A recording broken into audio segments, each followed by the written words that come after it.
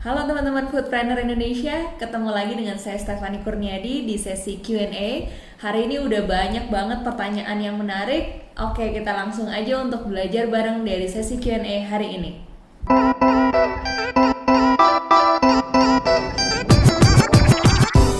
Oke teman-teman Foodpreneur, kita masuk ke pertanyaan berikutnya ya. Gimana sih caranya memanfaatkan online media untuk launching? Nah, pertanyaannya menarik banget nih, karena memang sekarang kalau misalnya kita mau launching tuh nggak usah bingung-bingung, sebetulnya online media ini udah jadi media yang menurut saya sih saat ini paling efektif. Kenapa? Karena memang habit orang juga udah baca beritanya lewat online, kemudian mereka juga nongkrongnya setiap hari itu adanya di online. Ini gampang banget sih tipsnya. Kalian kalau misalnya lagi di kantor atau misalnya lagi di public transport gitu ya, tinggal ngelirik ke kanan ke kiri, mukanya kayak serius tapi padahal lagi liatin feed Instagram atau enggak feed Facebook gitu ya. Dan mungkin itu terjadi dengan kita juga, bahwa memang kita semakin hari kayaknya semakin banyak spend waktu di media online. Nah, karena habit tersebutlah sebetulnya pada saat kita mau launching, kita harus manfaatkan betul yang namanya exposure di online media. Nah, saya udah punya 7 cara gimana caranya kita bisa memanfaatkan online media ini untuk kita bisa manfaatkan pada saat launching. Nah, launching itu sendiri sebetulnya macam-macam ya. Ini bisa diimplementasikan untuk segala jenis launching. Launching yang paling pertama banget tentu aja kalau misalnya kita baru mau launching brand kita. Jadi mungkin kita baru pertama banget launching brand bisnis kuliner kita, itu juga bisa memanfaatkan 7 cara ini. Atau misalnya brand bisnis kuliner kita udah berjalan, terus kita mau launching produk baru misalnya, itu juga bisa pakai 7 cara ini. Dan juga kalau misalnya brand bisnis kuliner kita udah berjalan, terus kita mau launching cabang di tempat lain atau buka cabang lah istilahnya, baik itu di satu kota yang sama ataupun di kota yang berbeda. Jadi launching itu bisa macam-macam ya di fase bisnis kuliner, dari awal sampai pada saat kita sudah menjalani bisnis kuliner tersebut. Nah, yang pertama itu adalah yang paling basic tentu aja. Gimana caranya kita manfaatin online media? Yaitu adalah dengan pastinya harus posting di sosial media sendiri. Nah, itu jangan lupa ya, karena ini yang paling basic banget. Jadi setiap hal yang baru dan terjadi di brand kita, udah pasti itu harus masuk ke sosial medianya brand kita sendiri. Jadi konten yang kita buat pada saat launching tuh bisa beragam banget. Bisa dalam bentuk foto, bisa dalam bentuk desain grafis, bisa dalam bentuk video, ataupun bisa dalam bentuk aktivasi. Jadi kalau misalnya teman-teman baru launching brand atau misalnya baru launching produk nih, kemudian konten yang mau kita posting di sosial media kita sendiri mau bentuknya aktivasi macam-macam, bisa bentuknya quiz misalnya.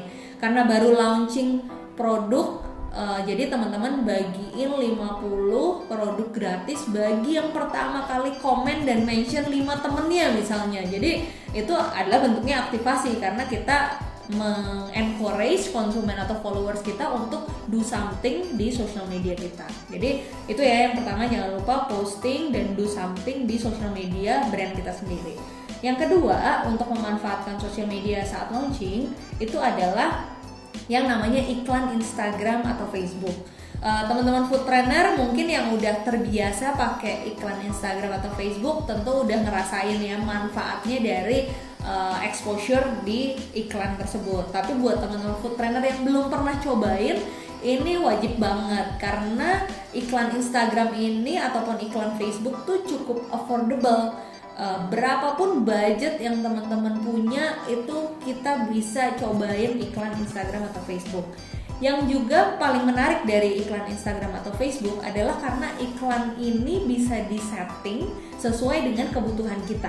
Misalnya outlet kita ini hanya ada di Depok, jadi kita pengen orang-orang yang melihat iklan kita ini tentu saja orang-orang yang memang tinggal di Depok. Karena kalau misalnya orang yang tinggalnya di Bandung terus lihat iklan ini dan mereka ingin beli, mereka juga susah gitu ya, harus pergi ke Depok dulu. Jadi keunggulan dari iklan Instagram atau Facebook ini adalah kita bisa menentukan di mana sih orang-orang yang akan melihat iklan kita ini tinggal, kemudian berapa sih usia mereka, sehingga kita juga bisa memastikan orang yang lihat iklan kita ini juga sesuai dengan target market kita, dan ujung-ujungnya budget promosi atau budget iklan kita juga akan efektif.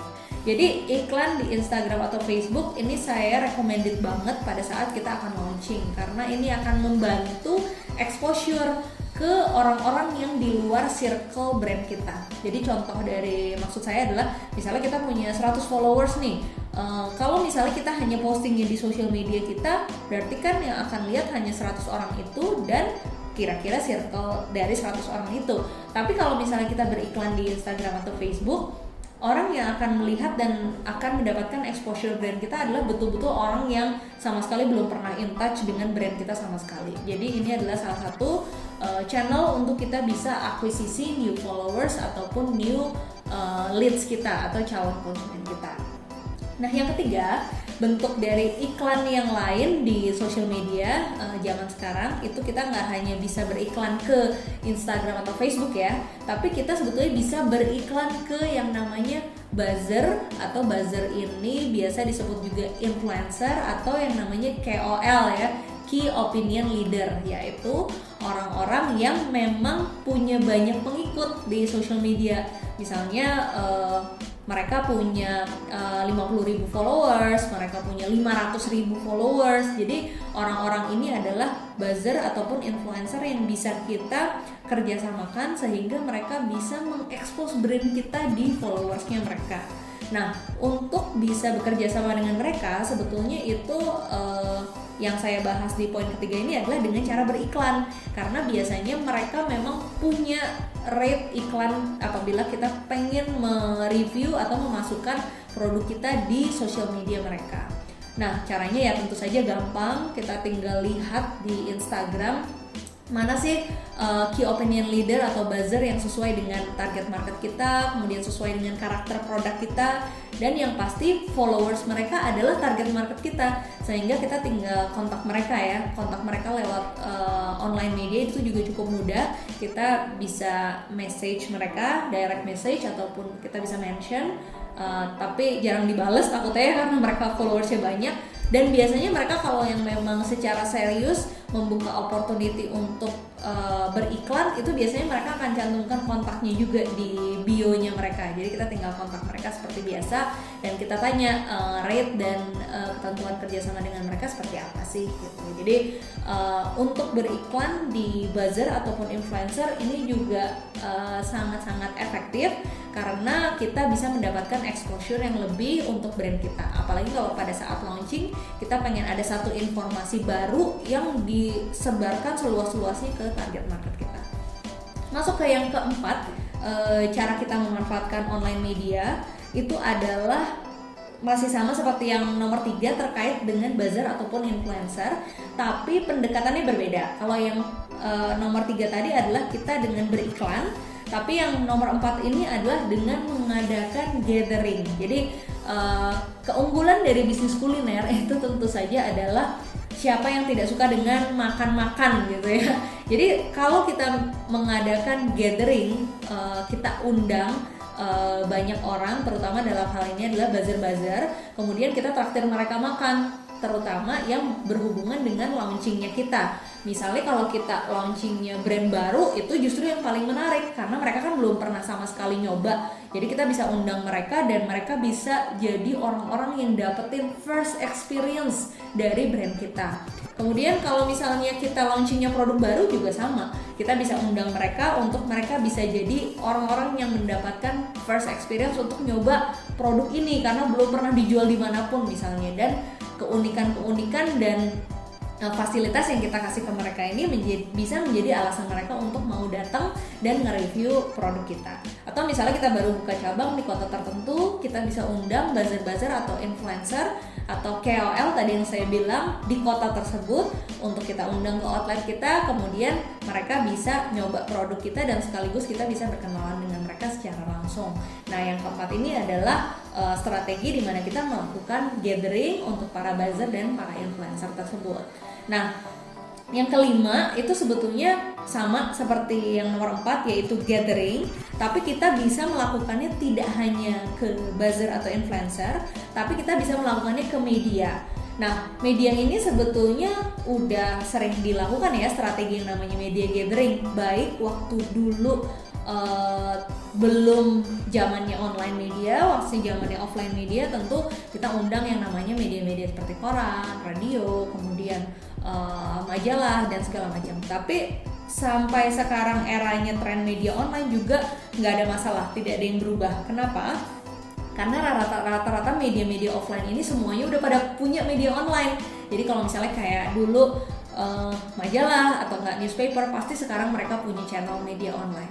Dan penting banget kita kalau mengadakan media gathering ini sama seperti buzzer gathering, tentu siapa yang tidak suka dengan ditraktir makan-makan, dan tentu saja pada saat kita ngundang kita juga sekaligus bisa berkenalan dan menjalin relasi dengan para media tersebut.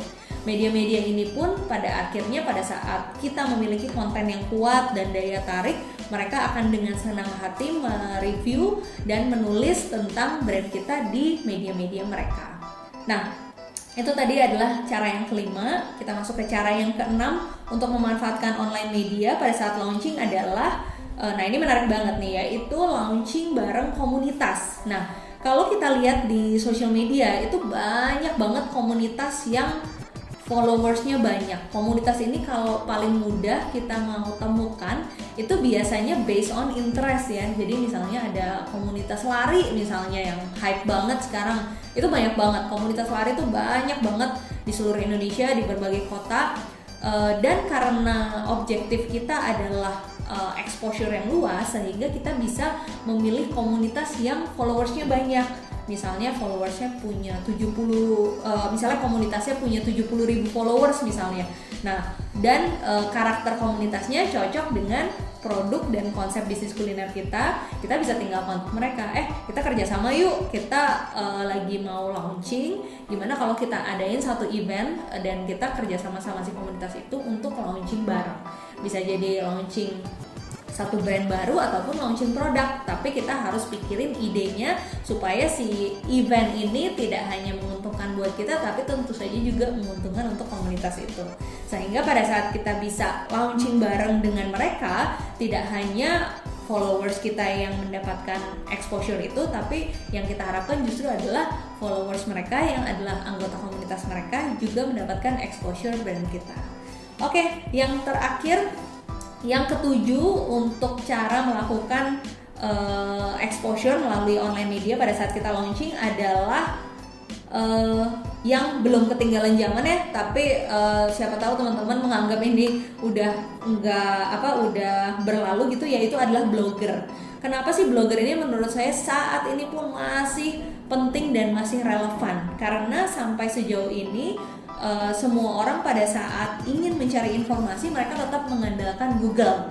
Jadi kalau misalnya kita pengen jadi tempat makan sate terbaik di Garut gitu ya misalnya, itu kita harus pastikan bahwa pada saat orang mencari di Google rekomendasi tempat makan sate di Garut, itu yang keluar adalah brand kita di halaman pertama. Nah, gimana sih caranya bisa ada di halaman pertama? Itu adalah dengan memastikan bahwa tempat kita ini tuh banyak banget diliput oleh media online.